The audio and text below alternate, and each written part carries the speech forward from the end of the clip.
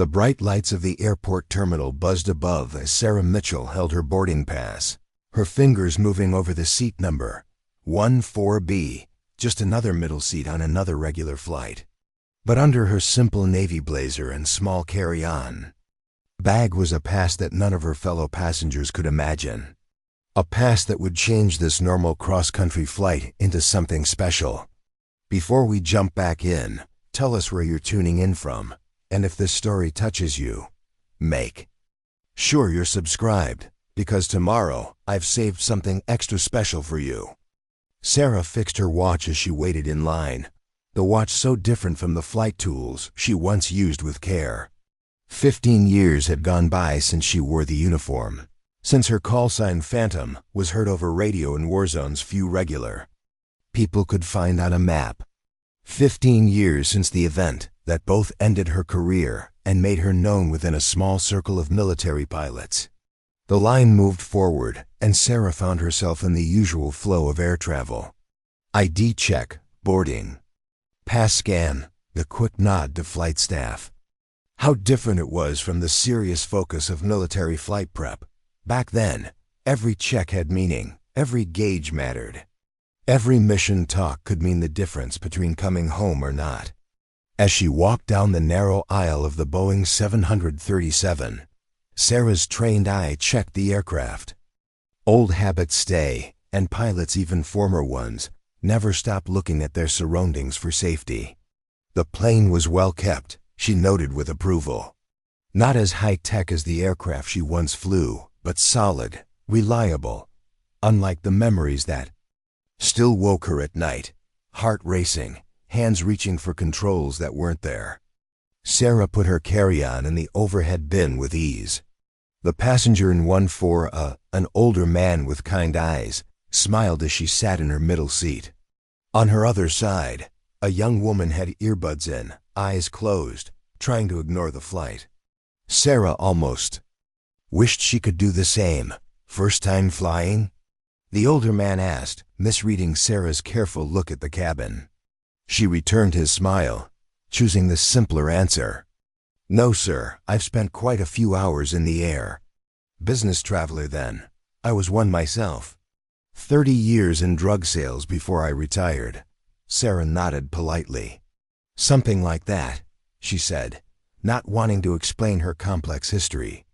With flying to a stranger, how could she explain that she once flew a $67 million aircraft in combat? That she was once trusted with the lives of her crew and the success of missions most people would never know about? That she had once flown so high she could see the curve of the earth while doing moves that tested human limits? The cabin crew began their safety demo, and Sarah found herself saying the words from memory. Oxygen masks, exit rows, life vests. The routine was different from military rules, but the main idea was the same. Being ready prevents disaster. She had lived by that rule, had taught it to others, had seen what happened when it was ignored. As the plane began to move, Sarah felt the usual flutter in her stomach. Not fear, never fear, but respect. Respect for the power about to be used, for the science that would soon lift nearly 100 tons of metal, fuel, and people into the sky. She closed her eyes briefly, letting herself remember the feeling of handling such power, of being the key factor between success and failure. The engines roared louder, their sound rising as the plane lined up with the runway. Sarah's hand moved on its own, muscle memory reaching for controls that weren't there. The speed pushed her gently back in her seat, a faint shadow of the forces she had once handled with skill. And then they were in the air, the ground moving away, the familiar shift in her ear as the landing gear pulled up. Not a fan of takeoffs? The man beside her asked, seeing her closed eyes. Sarah smiled, opening her eyes to look at him. Actually, I find them beautiful. There's something amazing about fighting gravity, don't you think? The man nodded thoughtfully. I've never thought of it that way. After hundreds of business flights, it just became another trip for me. The day it becomes routine is the day you should look closer, Sarah replied, her voice showing an authority she couldn't hide. "Flight is never normal. We're moving at hundreds of miles per hour, hanging miles above the earth in a sealed tube. There's nothing routine about that." The man looked at her with new interest. "You sound like you know what you're talking about. Are you in flying?" "I was," Sarah admitted, keeping her answer vague. "In another life. And the honor was mine. I served with some of the finest men and women this country has produced." The conversation opened a floodgate of questions from Thomas, most of which Sarah answered with practiced generality. Yes, carrier landings were as challenging as people imagined. No, the G-forces never became routine, but the body adapted with training. Yes, she had served in combat zones, but no, she couldn't discuss specific operations. Throughout their exchange, she noted that the young woman in 14C had removed her earbuds and was listening with undisguised interest. "What made you leave?" Thomas eventually asked, the question Sarah had been anticipating and dreading in equal measure. She took a sip of water, buying herself a moment. The full story was classified, its details known only to a handful of senior officers and the pilots directly involved. The public narrative, the one that had made the evening news 15 years ago, was simplified to the point of distortion. "There was an incident during a training exercise," Sarah said carefully. "A mechanical failure that shouldn't have happened. I made a decision that wasn't by the book. And," Thomas prompted gently, "and people lived who might have died. But military aviation doesn't always reward improvisation, even when it works." She offered a small smile to soften the edge in her voice. "I was given the option to accept a desk assignment or retire. I chose the latter." What she didn't say was how the mechanical failure had actually been a deliberate cover-up of substandard maintenance procedures, how her commanding officer had falsified safety records to meet deployment deadlines, how her decision to ground her entire squadron after discovering the problem had been characterized as insubordination rather than a safety imperative, how the subsequent investigation had vindicated her actions but still ended her career through the insidious machinery of military politics. "Their loss," Thomas said with surprising conviction. "Sounds to me like you were exactly the kind of pilot I'd want in charge if things went sideways." Sarah felt an unexpected wave of emotion at his words. "Thank you for that," she said simply. The conversation might have continued, but the aircraft suddenly banked sharply to the right, more aggressively than standard course corrections would warrant. The captain's voice came over the intercom, professional but carrying an unmistakable note of urgency. "Ladies and gentlemen, this is your captain speaking. We've been instructed by air traffic control to alter our course due to military operations in the area. This is routine procedure and nothing to be concerned about. Our flight time may be extended by approximately 20 minutes, and you may notice some military aircraft in the vicinity. Again, this is completely normal and no cause for alarm." Sarah straightened in her seat, her senses immediately heightened.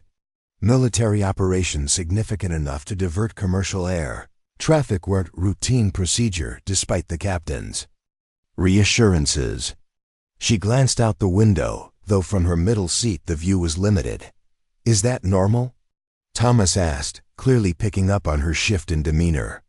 "Not particularly," Sarah admitted quietly, "but also not necessarily concerning.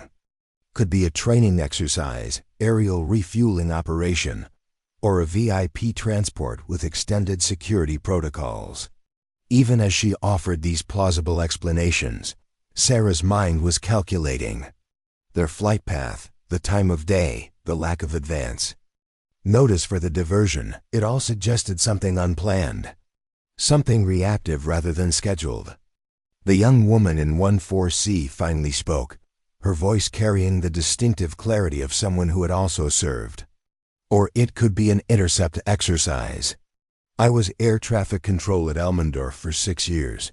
This has that feel." Sarah regarded her with new interest. "Military?" The woman nodded. Air Force, 2002 to 2013, Jessica Tanner.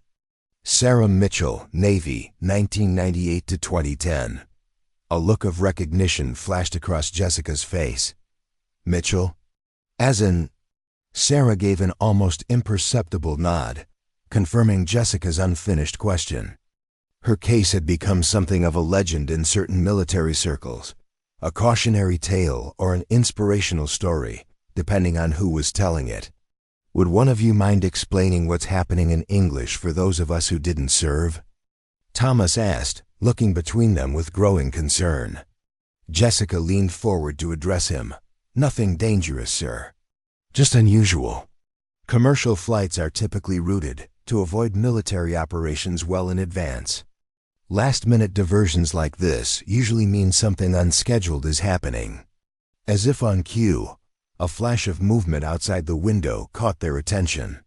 2 F-18 Super Hornets streaked past the aircraft's right side, moving with the controlled precision that Sarah remembered so well. Their appearance this close to a commercial airliner confirmed her suspicions. This was no routine training exercise. Friends of yours? Thomas asked, attempting humor to mask his growing unease. Not my generation, Sarah replied, eyes fixed on the fighters as they executed a perfect banking turn ahead of the airliner. But same community. The fighters reappeared, this time approaching from ahead and slowing dramatically to allow the commercial aircraft to catch up. As they drew alongside, positioned just far enough away for safety, but close enough for visibility, Sarah could clearly see the pilots in their cockpits. And then something extraordinary happened. The lead fighter pilot turned his helmeted head toward the airliner and raised his hand in a deliberate, formal salute. The gesture sent a jolt through Sarah's system. Fighter pilots didn't salute commercial aircraft without reason. This was intentional. This was specific. Are they saluting the plane? Thomas asked, confusion evident in his voice. Not the plane, Jessica replied quietly. They're saluting someone on it. All eyes in the cabin were now drawn to the fighter. Jets flanking their aircraft. Passengers pressed against windows, phones out to capture the unusual sight.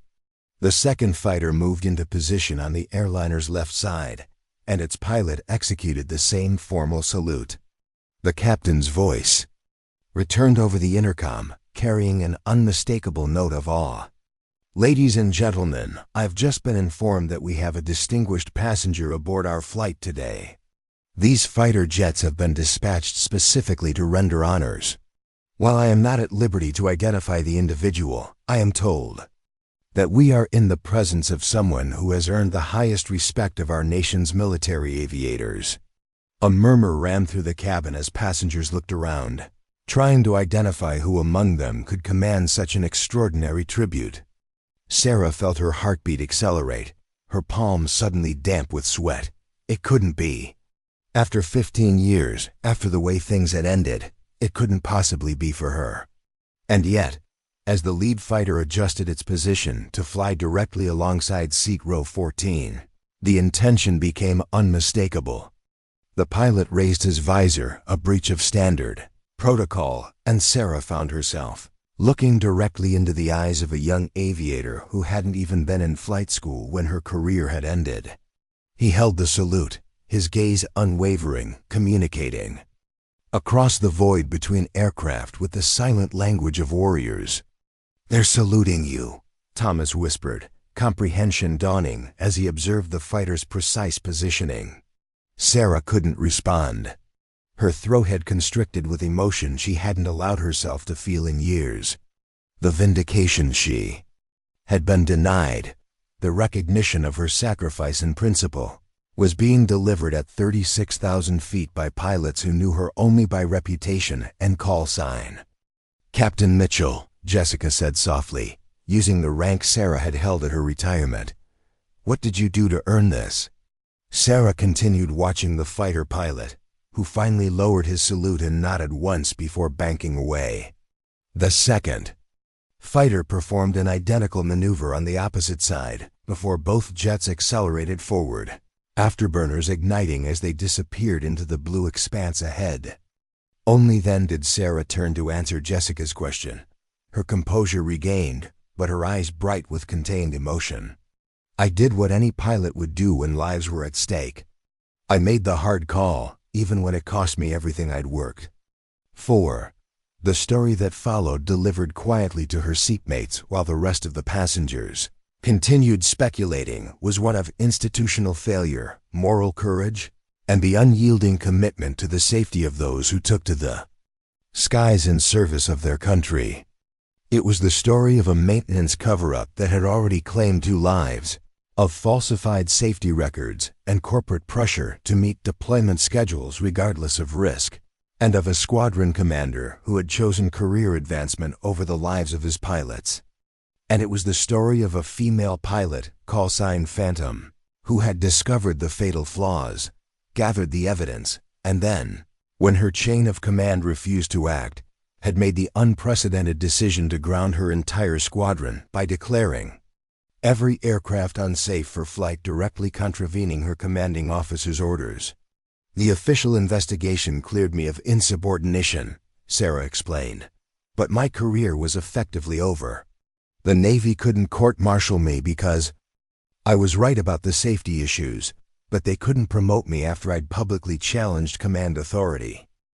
But those pilots out there, Thomas said, gesturing toward where the fighters had been, they know what you did. Sarah nodded slowly. What I never expected was that the case would become required study at flight school. I've heard they teach it as an example of moral courage and aviation leadership, the Mitchell Principle, they call it. The obligation of a pilot to prioritize safety over orders when those orders compromise the fundamental integrity of flight operations. They don't just know what you did, Jessica added with unmistakable respect. They honor it. That salute was their way of saying they would have made the same call. Sarah felt the weight of 15 years of mixed emotions, pride in her decision, regret for her lost career, anger at the institutional failures that had necessitated her sacrifice begin to lift. The recognition she had just received, not from generals or politicians, but from the aviators who live daily with the consequences of such decisions, meant more than any formal rehabilitation could have. The remainder of the flight passed in a blur of conversation and reflection. Word of Sarah's identity spread through the cabin, and several passengers stopped by to express their gratitude, including 2 active-duty service members traveling in civilian clothes who rendered their own salutes. When the aircraft finally began its descent toward their destination, Sarah found herself in a state of profound peace she hadn't experienced since before the incident that had ended her career. The fighter's salute had provided a closure that no official statement or belated acknowledgement could have achieved. As the landing gear deployed with a reassuring thunk, Sarah allowed herself to fully embrace the identity she had partially buried for 15 years. She was no longer just Sarah Mitchell, former naval aviator. She was Captain Sarah Phantom Mitchell, the pilot who had chosen principle over career, safety over expediency, and moral courage over obedience. She was no longer just a passenger in 14B. She was the aviator whose callsign still commanded the respect of the nation's most elite pilots, a legacy more meaningful than any rank or medal could confer. The aircraft touched down smoothly, its wheels making contact with the runway in a perfect landing. And as the thrust reversers engaged and the passengers around her prepared for disembarkation, Sarah Mitchell sat quietly, her hand instinctively moving to return a salute that had been 15 years in the coming. The airport terminal was a blur of activity as Sarah Mitchell made her way through the arrival gate. Fellow passengers who had witnessed the fighter jet salute now regarded her with a mix of curiosity and respect, some nodding acknowledgments as they passed. It was a strange feeling being seen again after 15 years of careful anonymity. "Captain Mitchell," called a voice from the crowd. Sarah turned to find Jessica Tanner, her row 14C seatmate, navigating through the throng of travelers. Wanted to thank you properly before we parted ways. Sarah smiled, adjusting the strap of her carry-on. For what? I was just doing my job back then. That's precisely it, Jessica replied earnestly. What you did wasn't just a job, it was a commitment to something greater. You know, after the Mitchell Principle became standard curriculum, incident reports of maintenance oversights increased. By 40%, pilots started speaking up. You changed the culture. Sarah hadn't heard this particular statistic before, and it struck her with unexpected force. The thought that her actions had created ripples far beyond her own career path, that they had potentially saved countless lives, was both humbling and validating. I never knew that, she admitted. After I left, I tried to put it all behind me. Jessica's expression turned quizzical. But why? What you did was heroic. Sarah glanced around the busy terminal, suddenly aware that this wasn't the place for such a conversation. I'm staying overnight before my connection tomorrow. Would you like to grab a coffee? I have a feeling you have more questions than answers about what really happened. 20 minutes later, they were seated in a quiet corner of an airport cafe, steaming cups before them. Sarah studied Jessica's face, younger than her own by perhaps a decade, but carrying the unmistakable marks of someone who had seen the inner workings of military bureaucracy. So, Sarah began, you were air traffic control at Elmendorf. That means you worked with fighters regularly. Jessica nodded. 6 years of guiding everything from F-22s to cargo transports. But even before your case became required reading, there were whispers about the pilot who grounded a squadron. Most of us thought it was just an aviation legend. Parts of it became legendary, certainly, Sarah conceded, wrapping her hands around her coffee cup. But the reality was messier, less heroic than they teach now. I'd like to hear it, Jessica said simply. The real story, not the sanitized training version. Sarah considered her request. For years, she had avoided discussions of her past, deflecting questions and changing subjects when former colleagues recognized her name. But today, after the unexpected tribute from the fighter pilots, she felt a shift within herself. Perhaps it was time to own her story fully. The problem started about 6 months before the incident, Sarah began, her voice dropping slightly. We were preparing for deployment to the Persian Gulf, high-tempo operations, tight schedules, the usual pressure. But there was something different this time. Maintenance turnarounds were happening too quickly, inspections being signed off without proper checks. Budget cuts, Jessica suggested. Partly, but there was more to it. Our wing commander was up for his first star promotion to admiral. His entire career trajectory hinged on this deployment going smoothly, on all squadrons being combat-ready on schedule. Sarah paused, memories flooding back with unexpected clarity. The first sign something was seriously wrong came when Lieutenant Rodriguez reported unusual vibrations during a routine training sortie. Maintenance checked and cleared the aircraft within 4 hours. That's impossible for a proper inspection, Jessica stated flatly. Exactly. 3 days later, Rodriguez's engine flamed out at 20,000 feet. He managed to restart it, but barely. When I demanded a full engineering review, I was told there wasn't time, that we needed every aircraft operational for deployment certification. Sarah took a sip of her coffee, gathering her thoughts before continuing. 2 weeks after that, we lost Commander Phillips. Catastrophic system failure during a night carrier qualification. The official reports cited pilot error, but those of U.S. who flew with Phillips knew better. He was one of our most experienced aviators. Jessica's expression darkened. They blamed the pilot to protect the maintenance record. Standard procedure when careers and budgets are on the line, Sarah confirmed bitterly. But that wasn't even the worst part. The worst was discovering that Phillips had filed 3 separate maintenance concerns about that specific aircraft. In the week before his death, all 3 had been marked inspected and cleared by maintenance officers who, as I later discovered, had never physically examined the aircraft. "How did you find that out?"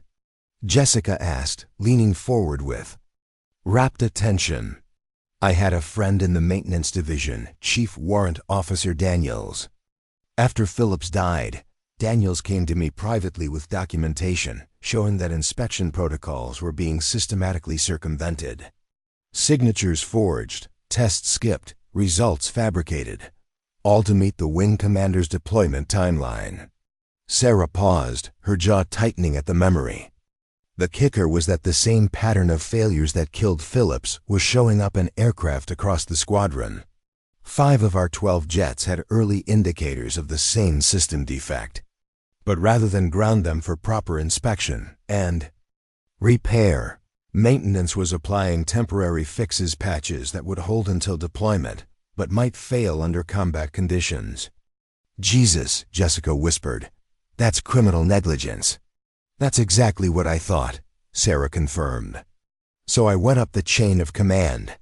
First to my immediate superior, then to the wing commander himself when that didn't work. I brought the documentation, the analysis, the comparison to Phillips' crash data. I laid it all out." "And they shut you down," Jessica surmised. Sarah nodded grimly. "The wing commander called it pre-deployment jitters. Saw it I was overreacting to the loss of a colleague. Reminded me that questioning maintenance protocols was outside my purview as a squadron pilot. When I persisted, he threatened to have me psychologically evaluated for fitness to fly." Jessica's face registered disgust but not surprise. Both women understood the tactics often employed to silence inconvenient truths within military hierarchies. "That night, I couldn't sleep," Sarah continued, her gaze distant now, revisiting one of the most pivotal moments of her life. "I kept seeing Philip's face, hearing his laugh in the ready room, thinking about his wife and their new baby, thinking about the other pilots in my squadron, my friends, my colleagues who would be flying those compromised aircraft into combat zones." Within weeks, she drew a deep breath. The next morning, we had a squadron-wide training exercise scheduled. All 12 aircraft were supposed to participate in a simulated strike mission. I arrived at the hangar 2 hours early and used Daniel's access codes to enter the maintenance database. Then I did something unprecedented. "You flagged all 12 aircraft as non-mission capable," Jessica said, the admiration evident in her voice. "All 12, Sarah confirmed. "I used my command authorization to lock out the systems with a safety override that would require wing commander approval to reverse. Then I gathered the squadron in the briefing room and told them everything, showed them the documentation, the patterns, the cover-up. I told them I couldn't in good conscience allow any of them to fly those aircraft until proper inspections and repairs were completed, regardless of deployment timelines." "The nuclear option," Jessica murmured, "effectively."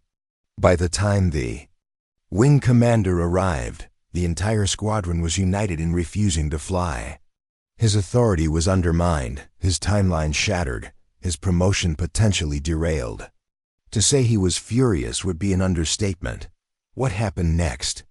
Jessica asked, though she likely knew the general outcome from the training materials. "All hell broke loose," Sarah said with a grim smile. "I was immediately relieved of duty, placed under what amounted to house arrest on base. There was talk of court-martial for insubordination, dereliction of duty, even incitement to mutiny. But the squadron stood firm, and word began spreading to other units. The wing commander must have been desperate to contain it," Jessica observed. "He tried everything, threats, bribes, reassignments. But then something unexpected happened.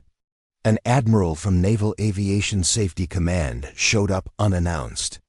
Apparently, someone in my squadron had connections high enough to bypass the normal chain of command." Sarah paused, remembering the turning point. This Admiral Harriman was his name-ordered an independent engineering review of all 12 aircraft. And guess what they found? The maintenance issues were real, Jessica sighed. In 11 of the 12 aircraft, Sarah confirmed. Critical system flaws that had been documented but never properly addressed. Flaws identical to what had killed Phillips. The independent review concluded that if those aircraft had deployed as scheduled, we could have lost up to 8 of them. In the first month of operations, Jessica let out a low whistle. 8 aircraft and 8 pilots. 8 families without fathers, mothers, sons, daughters, Sarah added softly. 8 teams without leaders. 8 empty spots in formation. They sat in silence for a moment, the weight of what might have happened settling between them. So, you were vindicated, Jessica finally said. Technically, yes. The investigation cleared me of the most serious charges. The wing commander was quietly reassigned. Several maintenance officers faced disciplinary action, and the deployment was delayed by 3 months for complete overhauls. Sarah's voice took on an edge, but my career was effectively over. I had broken the cardinal rule of military hierarchy. I had publicly challenged a superior officer's judgment and authority. Even though I was right, that kind of breach can't go unpunished, or so the thinking goes. So they forced you out, Jessica concluded. They gave me options, Sarah corrected. A desk job stateside, far from any operational command. Or early retirement with full benefits and an honorable discharge, provided I signed non-disclosure agreements about certain aspects of the case. And you chose retirement. I chose freedom, Sarah said firmly. I couldn't stay in a system that would punish moral courage while quietly acknowledging its necessity. The hypocrisy was too much. Jessica nodded thoughtfully. But today, those pilots saluting you, that suggests the culture might be changing, at least among the aviators themselves. Perhaps, Sarah allowed, a hint of hope in her voice for the first time. Or perhaps they're just acknowledging that sometimes the hardest thing and the right thing are the same thing. Their conversation was interrupted by an announcement. Over the terminal's PA system, calling for boarding of a flight to Chicago. Jessica glanced at her watch and sighed. That's me, I need to go. She stood, gathering her belongings, but hesitated before leaving. Captain Mitchell, would you consider coming to speak at Quantico next month? I teach a leadership seminar for junior officers now, and your story, the real story, not just the training manual version, would mean so much to them. The request caught Sarah off guard.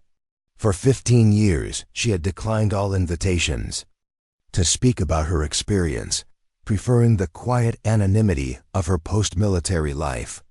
But after today's unexpected recognition, something had shifted within her. Send me the details, she found herself saying. I'll think about it. Jessica beamed, quickly exchanging contact information before hurrying toward her gate. Sarah remained at the table, contemplating the strange turn her journey had taken. What had begun as a routine flight had somehow reopened a chapter of her life she had considered firmly closed. As she finished her coffee, Sarah's phone chimed with a text notification. It was from an unknown number, but the content made it. Sender immediately clear. Phantom Today's escort was authorized at the highest levels. Not just a couple of hotshot pilots going off script. The Mitchell Principle is now formalized doctrine. Your sacrifice wasn't in vain. Rattler, one of your old squadron mates who made admiral despite being almost as stubborn as you. Sarah stared at the message, recognition dawning. Rattler had been Lieutenant Commander James Wilson, her wingman during their first deployment. Together, they had lost touch after her retirement, his career continuing its upward trajectory while she built a new life outside the military. She typed a reply. Rattler, some acknowledgments come very late, but I'll take them anyway. How far does the new doctrine go? The response came quickly, all the way. Every pilot, from training to command, is now explicitly authorized to ground aircraft on safety concerns without fear of reprisal. They're calling it the Mitchell Protocol. The ceremony at the Naval Academy is next month. They're naming a leadership award after you. Will you come? Sarah's hands trembled slightly as she read the message.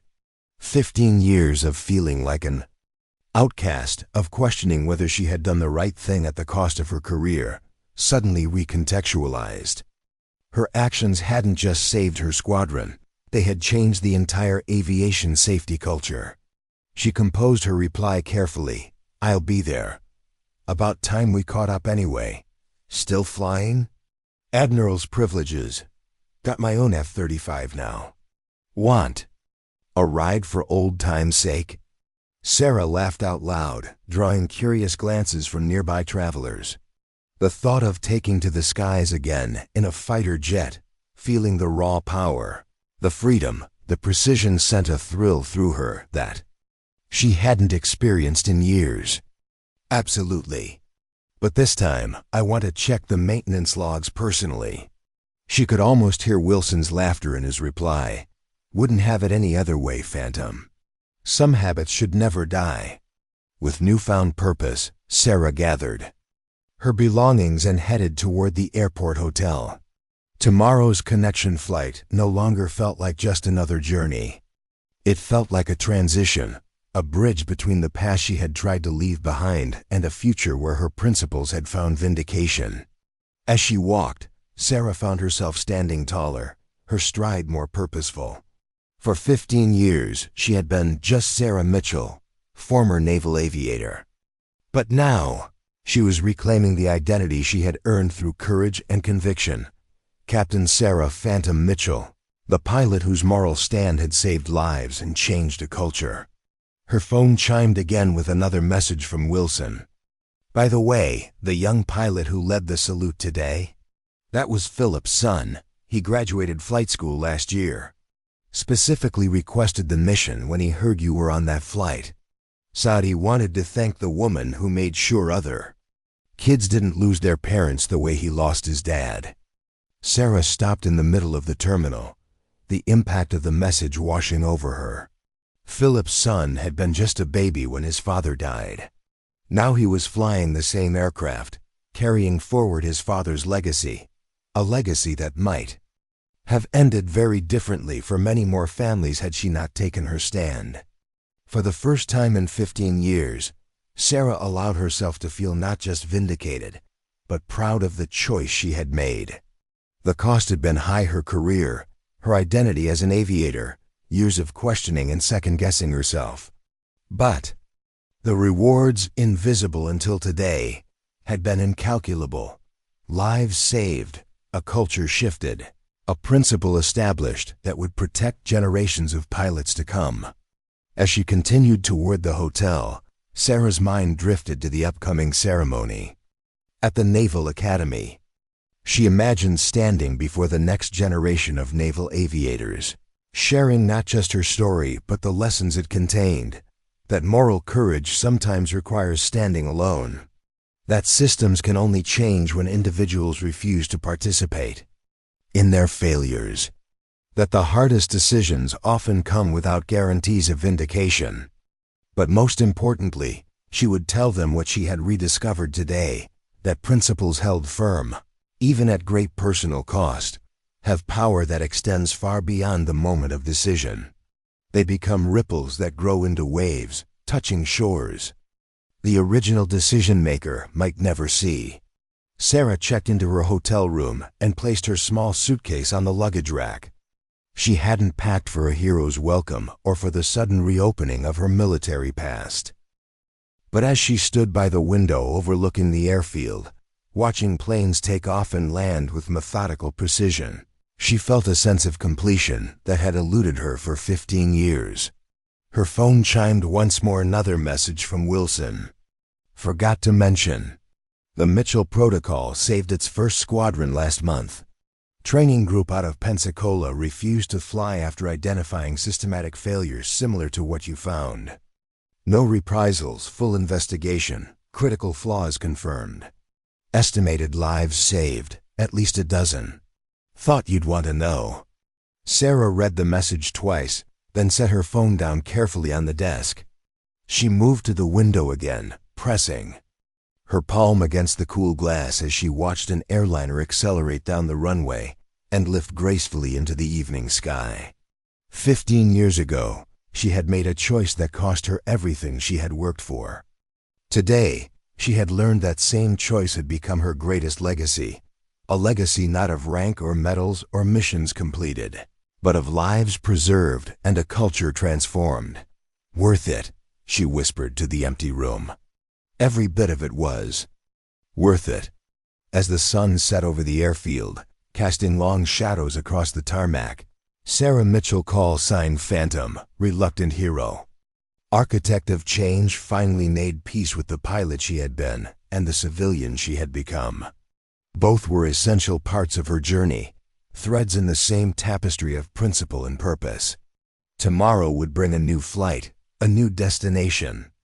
And now, unexpectedly, a new chapter in a story she had thought concluded.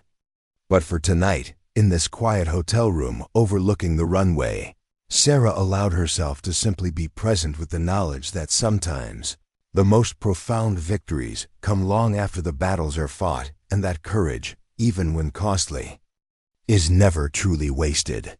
The ghost of a smile crossed her face as she imagined Philip's son in the cockpit of that F-18, rendering honors to the woman who had tried to save his father and had, in the process, created a legacy that would save countless others. In that moment, the circle had closed, the story had found its completion, and Sarah Phantom Mitchell had finally come home. Morning sunlight streamed through the hotel window, casting long rectangles of gold across Sarah's bed. She had slept more soundly than she had in years. The weight of 15 years of uncertainty finally lifted from her shoulders. As she went through her morning routine, every movement felt purposeful, energized by the validation that had come so unexpectedly the day before. Her phone buzzed with another message from Admiral Wilson. Transportation arranged for Annapolis. Ceremony. Sending official invitation today. Uniform still fit? Sarah smiled, running her fingers through her hair as she looked in the mirror. She hadn't worn her dress whites in 15 years. They hung preserved in the back of her closet, a relic of another life she hadn't been able to fully discard. Might need some alterations, she texted back. Some of us don't have staffers keeping us in fighting shape. Wilson's reply came instantly.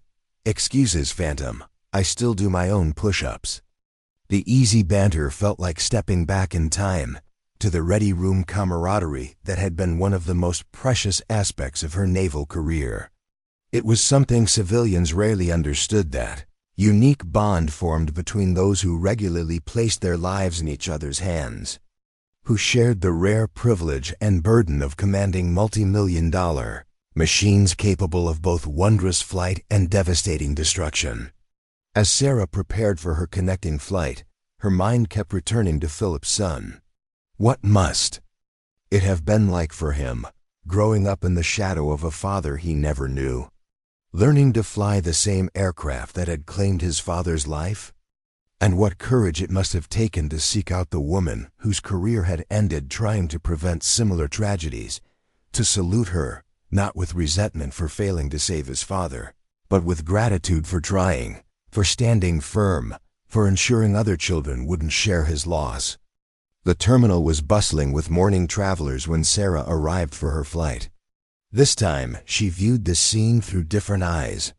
Yesterday, she had been just another passenger, her military past a closed chapter.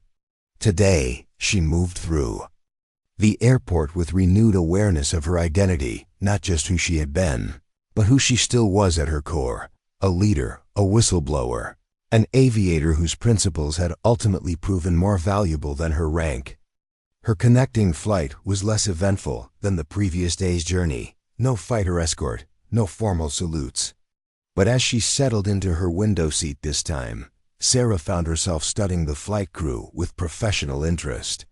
The way the captain introduced himself over the intercom, the precise movements of the flight attendants, the subtle vibrations of the aircraft during taxi and takeoff all painted a picture of professionalism and safety protocols being followed.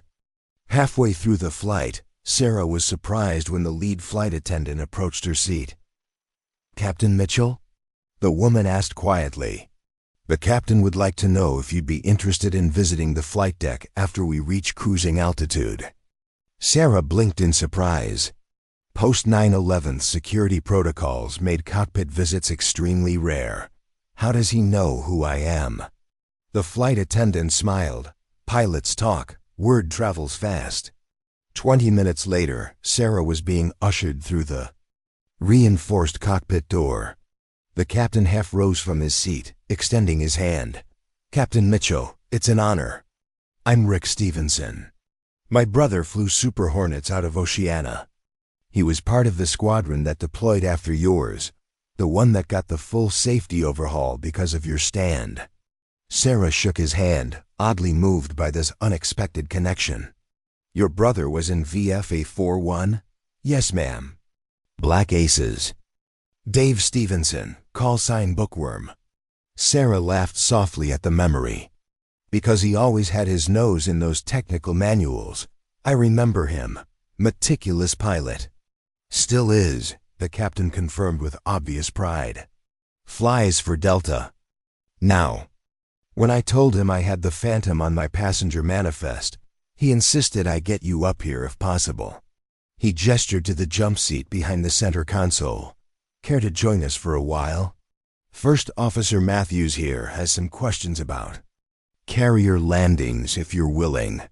Sarah spent the next 30 minutes in the cockpit, discussing aviation with professionals who clearly viewed her not as a disgraced former officer, but as a legend in their field. The first officer, a young woman who had considered military aviation before choosing the commercial route, was particularly eager to hear about the challenges of landing on a carrier deck in rough seas at night. "It's like trying to park on a postage stamp that's moving in 3 dimensions, Sarah explained, falling easily into the role of mentor. "While someone's turning the lights on and off, in the rain." They laughed, but Sarah continued more seriously. "The key is trusting your instruments and your training while maintaining situational awareness. The moment you second-guess yourself is the moment things go sideways." "Is that what helped you make the decision to ground your squadron?" Matthews asked. "That balance of trust and awareness?" Sarah considered the question thoughtfully. "I trusted my training and experience enough to recognize when something was wrong, even when authority figures were telling me otherwise. But it was more than that.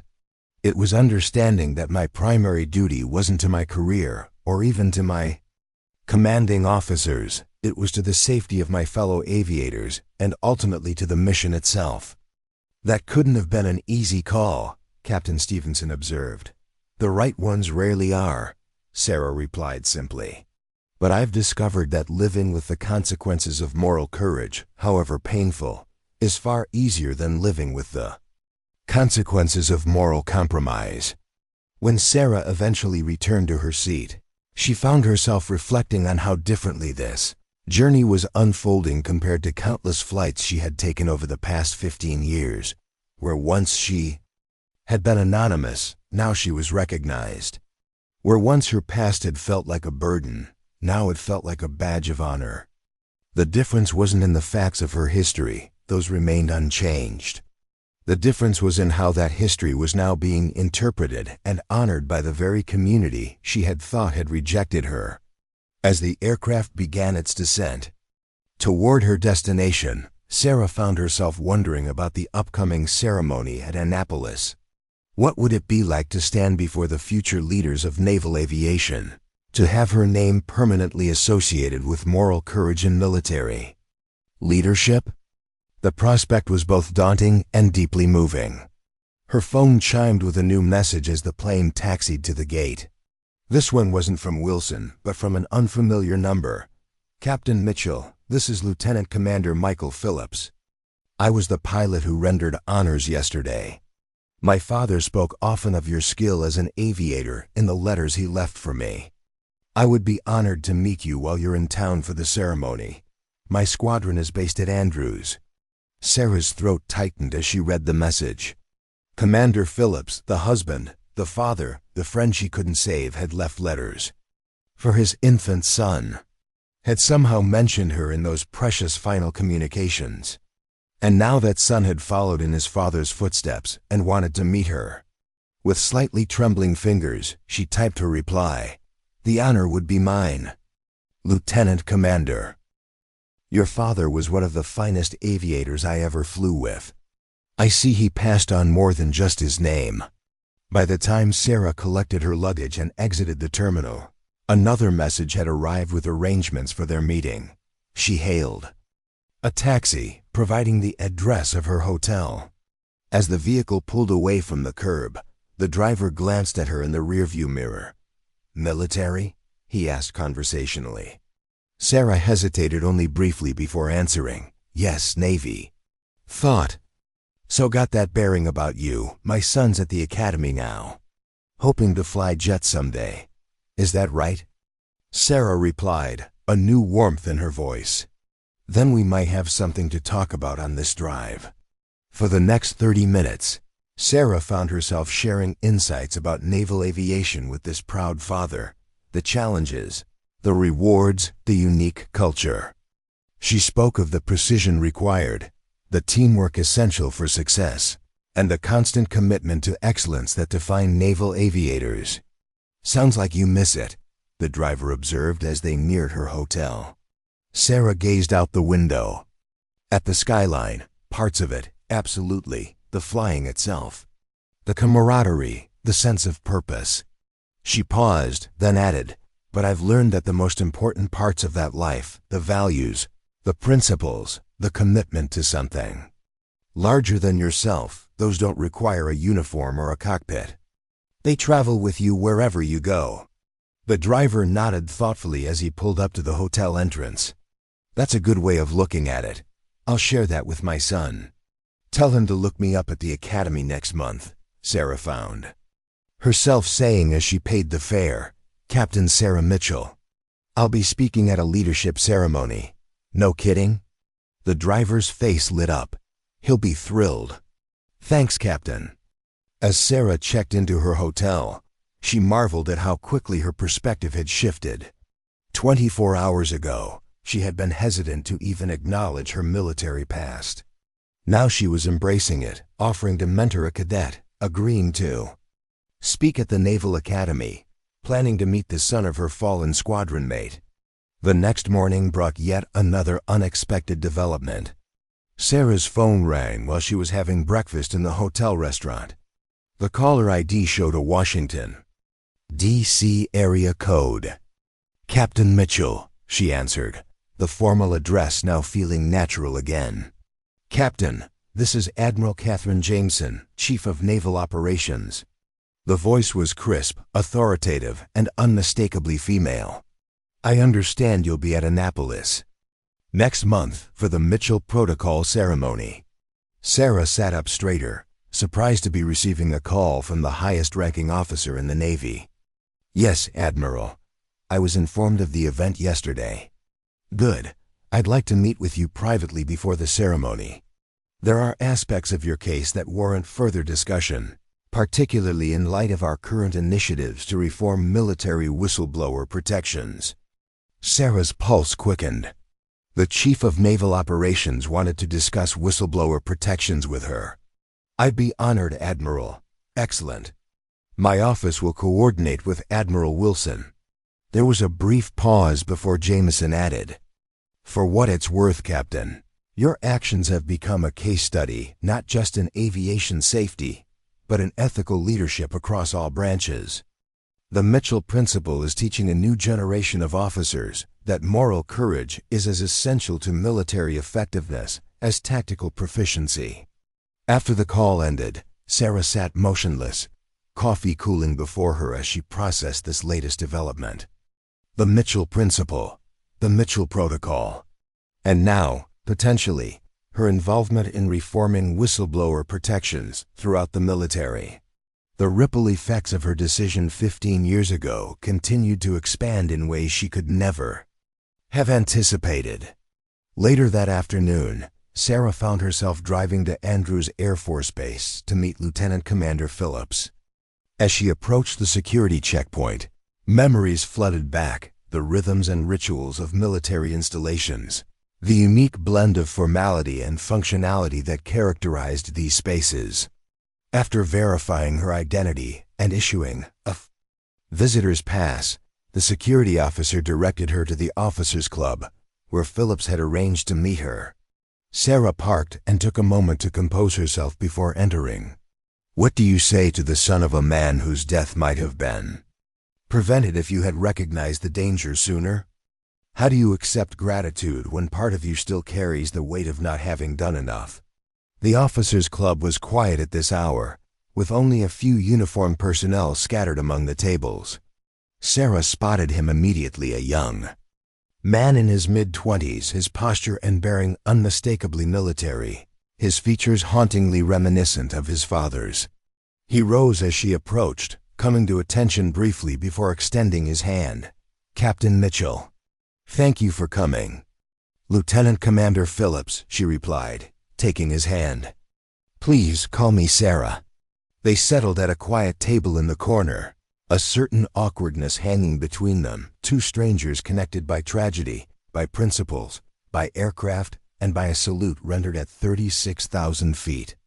"I'm not sure where to begin," Phillips admitted. "I've known your name my entire life. You're part of our family story."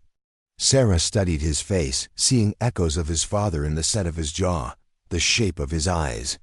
"I knew your father well," she said softly. "He was an exceptional pilot. Methodical, precise, respected by everyone in the squadron." "In his letters," Phillips began, then paused to clear his throat. "In his letters he mentioned you several times. Said you were the most natural aviator he'd ever seen, that you flew like you were part of the aircraft, not just operating." Sarah felt a rush of emotion at this revelation. He was generous to say so.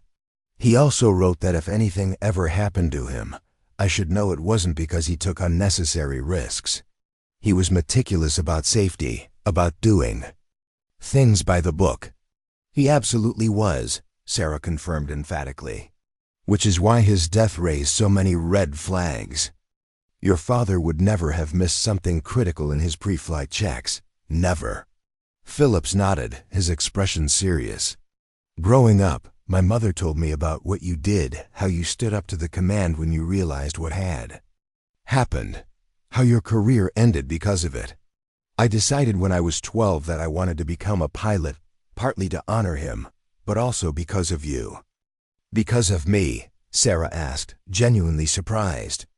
"Because you showed that being a good officer sometimes means making incredibly difficult choices. That integrity matters more than advancement." He met her eyes directly. "I carry that lesson with me every time I step into a cockpit." They talked for nearly 2 hours, sharing stories about Commander Phillips, discussing the changes in naval aviation since Sarah's time, and exploring the evolution of the safety culture she had helped initiate. The young pilot described how the Mitchell Principle was now a cornerstone of aviation leadership training, how squadron commanders were evaluated not just on operational readiness, but on their responsiveness to safety concerns raised by their pilots. "Last year," Phillips told her, "our squadron commander grounded 3 aircraft after a junior pilot questioned the maintenance procedure. When the wing commander arrived demanding answers, our CO simply said, 'I'm following the Mitchell Protocol.' Sir, that was the end of the discussion. The aircraft stayed grounded until properly inspected." "And?" Sarah prompted. Phillips smiled grimly.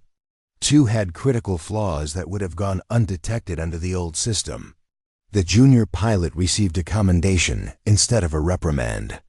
As their meeting drew to a close, Phillips reached into his uniform pocket and withdrew a small, worn envelope.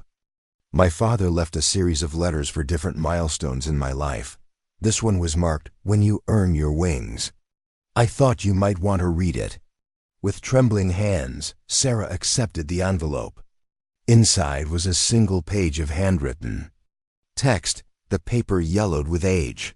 She read silently, "Son, if you're reading this, you've accomplished something extraordinary. You've become a naval aviator. I wish I could be there to see you in your uniform, to share in this moment. Know that I am profoundly proud of you. Flying is both a privilege and a responsibility. You are now entrusted with incredible power, the power of flight. Yes, but more importantly, the power to make decisions that affect not just your life, but the lives of those who fly with you and those who depend on you. There will come moments in your career when you must choose between what is easy and what is right, between what advances your career and what upholds your integrity. When those moments come, remember that no rank, no medal, no commendation is worth the cost of compromise. I serve with a pilot named Sarah Mitchell. Watch her career. Learn from her example. She understands what many forget, that our ultimate duty is not to any individual commander, but to the principles that make naval aviation the extraordinary force that it is. Fly with courage, lead with integrity. Remember that the uniform represents not just authority, but profound responsibility. With eternal love and pride, Dad. Sarah carefully refolded the letter, eyes glistening as she returned it to Phillips. Thank you for sharing this with me, she said, her voice thick with emotion. Your father was wiser than any of us knew. He saw something in you that others missed, Phillips replied. And history has proven him right. As they parted ways at the entrance to the officers' club, the young pilot came to attention and rendered a formal salute. It has been an honor, Captain Mitchell. Sarah returned the salute crisply, the gesture feeling both foreign and deeply familiar after so many years. The honor is mine, Lieutenant Commander Phillips. Your father would be extraordinarily proud of the officer you've become. Driving back to her hotel, Sarah found herself reflecting on the strange journey that had brought her to this moment. For 15 years, she had lived with the knowledge that her decision had ended her career but potentially saved the lives of her squadron mates. What she hadn't known, couldn't have known, was how that single act of moral courage would ripple outward through time, transforming policies, inspiring a new generation of aviators, and ultimately becoming part of the foundational ethos of naval aviation leadership. As the sunset painted the sky in shades of orange and gold, Sarah realized that her legacy wasn't defined by the rank she had failed to achieve or the years of service she had lost. It was defined by the lives she had touched, the principles she had upheld, and the changes she had set in motion. Her career hadn't ended that day 15 years ago. It had simply transformed into something larger, more enduring, more impactful than she could have imagined. The Mitchell Principle. The Mitchell Protocol. A leadership award bearing her name. At the Naval Academy. And most meaningful of all, a young pilot following in his father's footsteps, guided by values that she had helped to reinforce through her own difficult choice.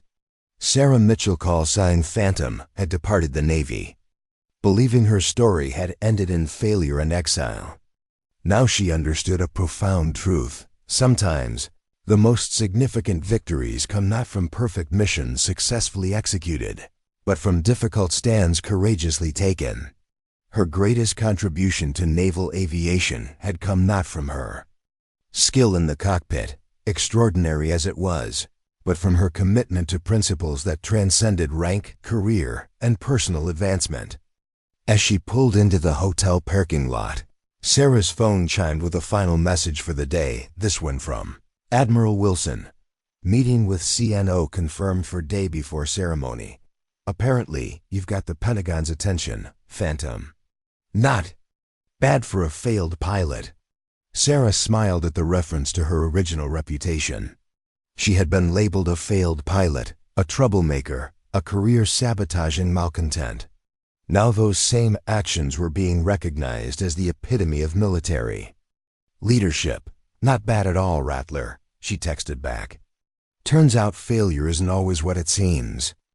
As the stars began to appear in the darkening sky, Sarah Mitchell stood for a moment looking upward, imagining the aircraft that might be passing overhead, each one carrying pilots, who now flew under the protection of principles she had defended, at great personal cost. And for the first time in 15 years, she felt complete peace about the path she had chosen. She had been just a passenger in 14B until her call sign made the F-18 pilot salute. But that simple gesture of respect had unlocked something profound, the recognition that her greatest flight had not been in a cockpit at all, but in that moment 15 years ago when she had chosen to stand firm on the runway of integrity, refusing to take off without the assurance that every aircraft under her command was truly airworthy. That decision had cost her the sky, but it had given something far more precious to countless others: the chance to fly safely, to return home, to live out their dreams under the protection of protocols bearing her name. And in the final analysis, that was a trade she would make again without hesitation. For Sarah Phantom Mitchell had discovered what every truly great aviator eventually learns: that the most important flight path isn't charted on any map or guided by any instrument. It's the unwavering course of principle, of moral courage, of doing what's right even when the personal cost is high. And on that most crucial flight path, she had never wavered, never deviated, never failed. The morning of the ceremony at the Naval Academy dawned clear and bright, the kind of crystalline autumn day that made the waters of the Chesapeake Bay shimmer like polished sapphire. Sarah stood at the window of her hotel room, watching the early light play across the harbor. In just a few hours she would be at the academy, standing before the next generation of naval officers as her name became permanently enshrined in the institution's approach to leadership and integrity. Her dress whites hung pressed and perfect on the closet door. She had been surprised to discover they still fit reasonably well, requiring only minor alterations. The uniform had been preserved in her closet for 15 years like a relic from another life, and now, as she prepared to wear it one more time, Sarah felt a curious blend of emotions: pride, vindication, nostalgia, and a quiet sense of completion. Her phone buzzed with a message from Admiral Wilson. Car arriving at 0800 CN, meeting at 0930. Ceremony at 1100. Ready, Phantom? She smiled at the question. Was she ready? In some ways, she had been preparing for this moment since that fateful day 15 years ago when she had chosen principle over career. In other ways, nothing could have prepared her for the strange journey that had brought her here, from outcast to exemplar, from cautionary tale to inspiration. Ready as I'll ever be, Rappler, she replied. As she began to dress, Sarah caught her reflection in the mirror. The face that looked back at her bore the marks of 15 years of civilian lifelines at the corners of her eyes that hadn't been there during her service years, a certain softness that had replaced the razor-sharp alertness of active duty. But behind those changes, she recognized the same determination, the same unwavering commitment to truth that had defined her military career. The uniform felt both foreign and familiar as she put it on piece by piece. The crisp white fabric, the gold buttons, the insignia of rank, all symbols of a system she had both loved and challenged. As she fastened the last button, Sarah felt a profound sense of reconciliation washing over her. She was not returning to the Navy today as a supplicant seeking readmission, but as a living embodiment of its highest values: courage, integrity, and the moral fortitude to stand firm when lives were at stake. At precisely 0800, her phone buzzed with a message from the lobby. Her transportation had arrived. Sarah took one final look in the mirror, adjusted her cover, and headed downstairs. The driver who greeted her was a young ensign in dress uniform, clearly assigned as a mark of respect. "Captain Mitchell," he said, coming to attention and saluting crisply. "It's an honor to escort you today, ma'am." Sarah returned the salute with practiced precision. "Thank you, Ensign." At ease, the drive to the Pentagon where her meeting with Admiral Jameson would take place before the ceremony passed largely in silence. Sarah watched the familiar landmarks of Washington, D.C. slide past her window, her mind turning over the remarkable reversal of fortune that had brought her here. 15 years ago, she had left these same buildings in disgrace, her career in tatters despite the technical vindication of the investigation. Now she was returning as something approaching a legend. Security at the Pentagon was thorough, but expedited, her name generating immediate recognition and respect. She was escorted through the labyrinthine corridors to a conference room where Admiral Katherine Jameson, the first female chief of naval operations in U.S. history, awaited her. Admiral Jameson rose as Sarah entered, coming around the table. To greet her personally. "Captain Mitchell," she said, extending her hand. "Thank you for coming. Your presence means a great deal." "The honor is mine, Admiral," Sarah replied, noting that Jameson wore her authority with the same uncompromising dignity that had characterized the best leader she had served under. "Please sit," Jameson gestured to the chair across from hers. "I won't keep you long before the ceremony, but there are matters I wanted to discuss with you privately." Once they were seated, Jameson studied Sarah thoughtfully. "I've reviewed your case extensively, Captain. Not just the official reports, but the internal communications, the maintenance records, everything. What was done to you was a profound injustice, one that exemplifies institutional failures that we are still working to correct." Sarah remained composed, though the frank acknowledgement from the Navy's highest-ranking officer was more validation than she had ever expected to receive. "Thank you for saying so, Admiral. But I've made my peace with how things unfolded." "Perhaps," Jameson nodded. "But the Navy hasn't or shouldn't have. Your case represents a failure not just of maintenance protocols, but of leadership courage. At multiple levels. The fact that your commanding officers chose career preservation over safety, and then punished you for making the opposite choice, represents everything we must eliminate from our culture." Jameson leaned forward, her expression intensifying. "Which brings me to why I wanted to meet with you today. The Mitchell Protocol has been implemented throughout naval aviation, as you know. But I believe its principles need to be codified more broadly throughout all branches and specialties. I'm honored that my name has become associated with these principles," Sarah said carefully. "It's more than that," Jameson continued. "We're establishing a new position within the Department of the Navy Special Advisor on Integrity and Ethical Leadership. The role would involve working directly with officer training programs, policy development, and case review when integrity conflicts arise." She paused meaningfully. "I'd like you to consider taking the position, Captain Mitchell." Sarah sat perfectly still, the offer catching her completely by surprise. "Admiral, I've been a civilian for 15 years. And in those 15 years, your example has done more to reshape our understanding of moral leadership than a dozen Pentagon initiatives," Jameson countered. "Your return would send a powerful message about the values we truly prioritize." "With all due respect, Admiral, my departure wasn't voluntary," Sarah reminded her gently. "I was effectively forced out for doing exactly what this new position would advocate." Jameson's expression softened slightly, "which is precisely why your return would be so meaningful. It would represent not just your personal vindication, but an institutional acknowledgement that we were wrong, that we're committed to change." "And my rank?" Sarah asked, practical considerations emerging through her surprise. "You'd be reinstated at the rank of captain, with considerations for accelerated promotion path given the years of service you lost," Jameson replied without hesitation.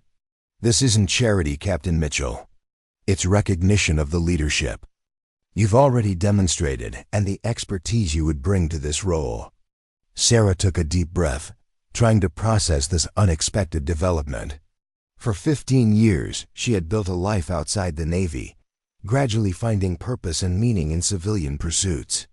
The thought of returning to the institution that had rejected her was both compelling and disorienting. "I appreciate the offer, Admiral," she said finally. "It's not something I ever expected to consider. I'll need time to think about it." "Of course," Jameson nodded. "Take whatever time you need. But know that the offer comes with the full support of naval leadership at the highest levels." Your return would be welcome not as a concession, but as an acquisition of invaluable perspective. Their conversation shifted to the upcoming ceremony, the details of the Mitchell Protocol implementation, and the changes in naval aviation safety culture since Sarah's departure. Throughout the discussion, Sarah found herself reassessing her relationship with the institution she had once loved, an institution that had both broken her heart and, ironically, enshrined her principles in its operational doctrine. As their meeting concluded, Admiral Jameson stood and extended her hand once more. Whatever you decide about the position, Captain Mitchell, know that your legacy is secure. You chose right over easy, principle over advancement. In doing so, you embodied the highest ideals of naval service, even as the institution itself failed to recognize it at the time. Thank you, Admiral, Sarah replied, deeply moved by the validation. That means more than you know. The drive from the Pentagon to the Naval Academy in Annapolis allowed Sarah time to process the extraordinary offer she had just received. The landscape rolled past her window, the nation's capital giving way to Maryland countryside, and finally to the historic grounds of the Academy itself. Throughout the journey, she found herself weighing possibilities she had never expected. To consider again, return to the Navy? Become a formal advocate for the very principles that had once ended her career? There was poetic justice in the idea, certainly. But was it the right next chapter in her story?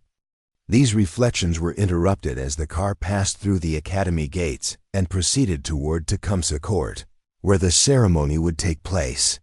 Sarah's pulse quickened at the sight of the familiar grounds, the historic buildings, the midshipmen in their uniforms moving with purpose between classes. This was where it had all begun for her, where she had first sworn an oath to uphold the Constitution and defend the nation, where she had first dreamed of commanding aircraft worth millions of dollars and capable of extraordinary feats of speed and maneuverability. A small honor guard awaited her arrival, snapping to attention as she emerged from the vehicle. Among them, she recognized Admiral Wilson James, her former wingman now resplendent in his flag officer uniform with its impressive array of ribbons and medals. "Captain Mitchell," he said formally, saluting her with perfect precision before breaking into a warm smile. "Welcome back to the yard, Phantom." "Thank you, Admiral," she replied, returning the salute before accepting his outstretched hand. "It feels surreal to be here again. How was your meeting with the CNO?" he asked as they began walking toward the ceremonial area, where chairs had been arranged before a podium bearing the Academy seal. "Unexpected," Sarah admitted. "She offered me a position special advisor on integrity and ethical leadership." Wilson's eyebrows rose, but his expression suggested this wasn't entirely a surprise to him. "And I told her I needed time to consider it," Sarah replied, studying his reaction. "Did you know about this?" "I knew it was being discussed," he acknowledged, "but the final decision was hers." "What are you thinking?" Sarah glanced around at the Academy grounds, at the midshipmen who would soon be attending the ceremony, at the institution that had both formed her and, in a sense, broken her. "I'm thinking that 15 years is a long time to be away, that I've built another life, that returning would be complicated," Wilson suggested. "Transformative," Sarah corrected. "For better or worse." They had reached the ceremonial area, where naval aviators in dress uniform were beginning to gather alongside midshipmen, Academy faculty, and various dignitaries. Sarah spotted Lieutenant Commander Phillips among the assembled pilots, standing tall in his dress whites, his father's legacy evident in his bearing and the set of his shoulders. "They're all here for you, you know," Wilson said quietly, noting the direction of her gaze. "Not just because they were ordered to attend, but because you represent something vital to them. The idea that principles matter, that moral courage, isn't just something we talk about in leadership seminars, but something we must live when the moment demands it." Sarah felt the weight of those expectations, but rather than finding it burdensome, She discovered it was surprisingly affirming. These aviators and future officers weren't looking to her as an authority figure to be obeyed, but as a living example of the values they aspired to embody. That was a different kind of leadership than she had known in her active duty years, less about command and more about inspiration.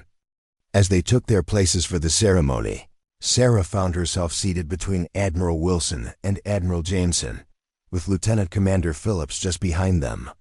The symbolism wasn't lost on her, positioned between her past and a possible future, with the living legacy of her most difficult decision nearby. The ceremony itself was both formal and deeply personal. Admiral Jameson spoke eloquently about the evolution of leadership doctrine within the Navy, emphasizing the critical importance of moral courage in an era of increasingly complex threats and challenges. She described the Mitchell Protocol not as a procedural adjustment, but as a fundamental reframing of how the Navy understood the relationship between authority, responsibility, and integrity. Leadership isn't about rank, Jameson told the assembled midshipmen and officers. It's about the willingness to stand firm when standing firm is necessary, to speak truth when truth is unwelcome, to prioritize lives over metrics and integrity over advancement. Captain Sarah Mitchell embodied these principles at tremendous personal cost. Today, we not only honor her courage but institutionalize the lessons of her example. When it was Sarah's turn to speak, she approached the podium with a quiet confidence that belied the tumult of emotions beneath her composed exterior. Looking out at the sea of faces, young midshipmen at the beginning of their naval careers, seasoned officers who had lived through the changes her actions had helped initiate, Admiral Jameson representing the highest levels of naval leadership, she felt the full circle of her journey. 15 years ago, she began, her voice clear and steady. I made a decision that ended my career but, as it turned out, began something much larger than myself. I didn't ground those aircraft for recognition or accolades. I did it because it was the only choice I could live with. She paused, gathering her thoughts before continuing. There's a perception that moral courage is about grand gestures and dramatic stands. Sometimes it is. But more often, it's about 100 small decisions made daily. The decision to inspect thoroughly when there's pressure, to hurry, to question procedures that don't align with best practices, to speak up when something doesn't feel right, even if you can't immediately articulate why. Sarah looked directly at the midshipmen, seeing in their attentive faces the same mix of ambition, idealism, and uncertainty she had felt as a cadet. The hardest thing about moral courage isn't summoning it in crisis moments. It's maintaining it in everyday decisions when the pressure to compromise seems reasonable, when the shortcuts appear harmless, when the institutional inertia is pushing in the opposite direction of what you know is right.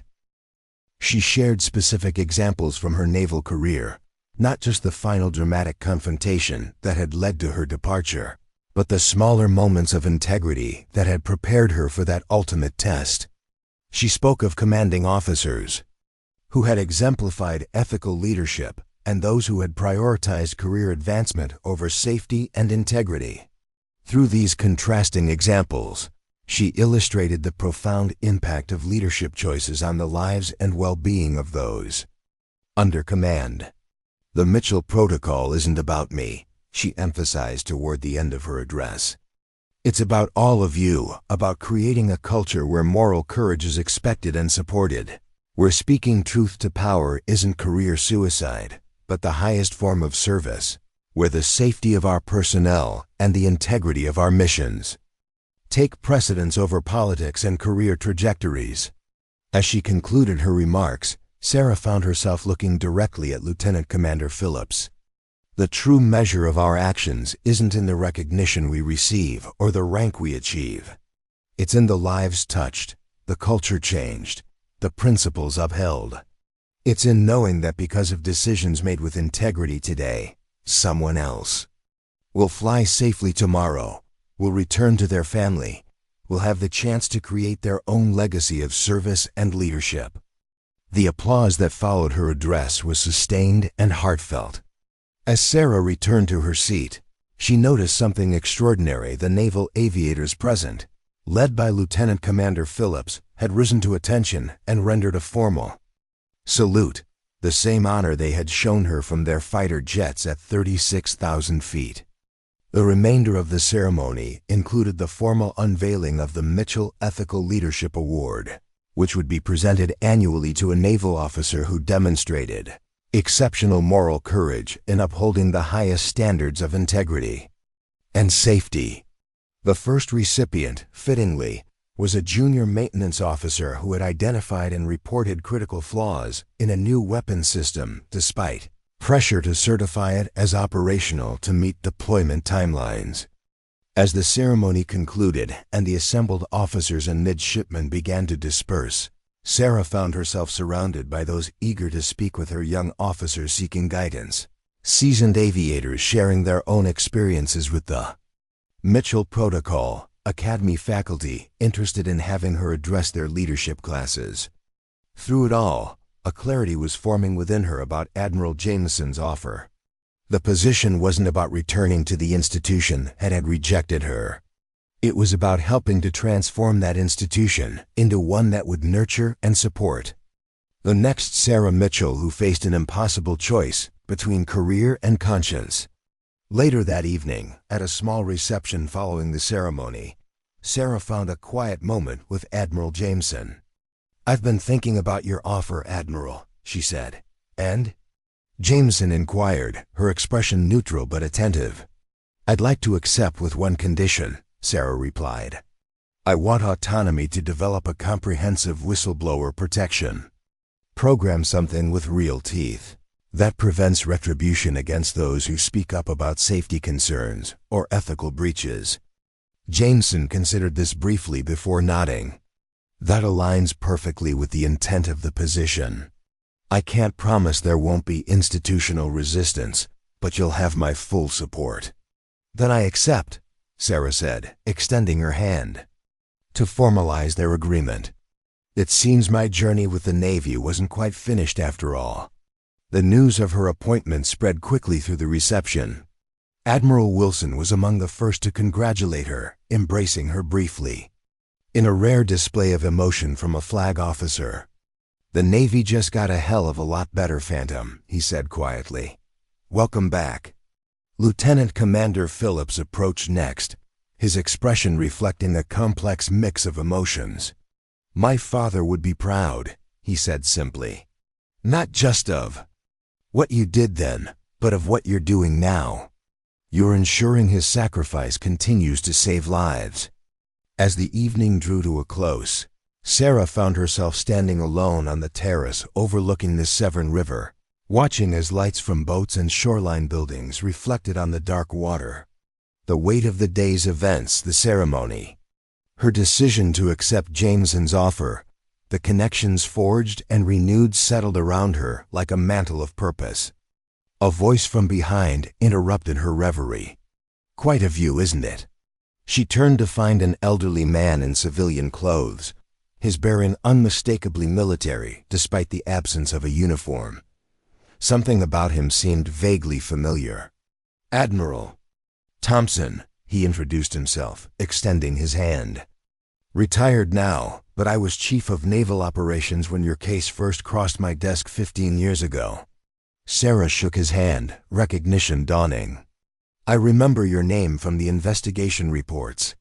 I owe you an apology, Captain Mitchell," he said directly. "I allowed institutional politics to override what I knew was right. I saw the pressure being applied to sideline you despite your vindication, and I didn't intervene forcefully enough." The admission caught Sarah by surprise, this acknowledgement of failure from someone who had held the same position Jameson now occupied. "That's unexpected, Admiral, but appreciated. What you may not know," Thompson continued, "is that your case haunted me long after my retirement. It represented a failure of moral leadership at the highest levels, my level. Seeing the Mitchell Protocol being implemented now, watching you receive the recognition you deserved 15 years ago, it's a form of redemption, not just for you but for the institution itself. Sarah considered his words thoughtfully. Institutions are made of people, Admiral. They can only change when the people within them choose to change. Precisely, he nodded. Which is why your return is so significant. You're not just rejoining the Navy. You're helping to redefine what it means to serve with honor. He glanced out at the water before adding, "Your story has become larger than yourself, Captain Mitchell. It's become a touchstone for a new generation of leaders." As Admiral Thompson excused himself to rejoin the reception, Sarah remained on the terrace, reflecting on how profoundly her understanding of her own story had evolved in just a few days. What had once seemed like the end of everything meaningful in her life, that moment when she had chosen to ground her squadron against orders, had actually been the beginning of something far more significant than rank or career advancement could ever have provided. She had been just a passenger in 14B until her call sign made the F-18 pilot salute. But that salute had been more than a gesture of respect.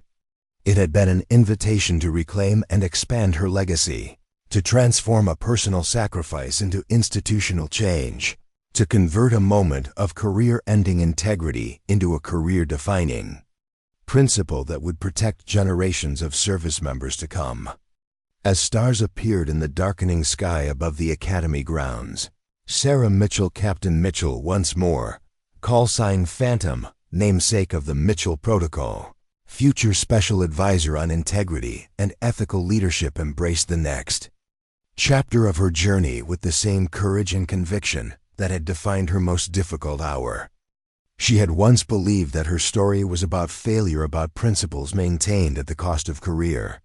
Now she understood that it had always been about something far more enduring, the ripple effects of moral courage, extending outward through time and space, touching lives she would never meet, protecting aviators not yet born, reshaping an institution that would outlive them all.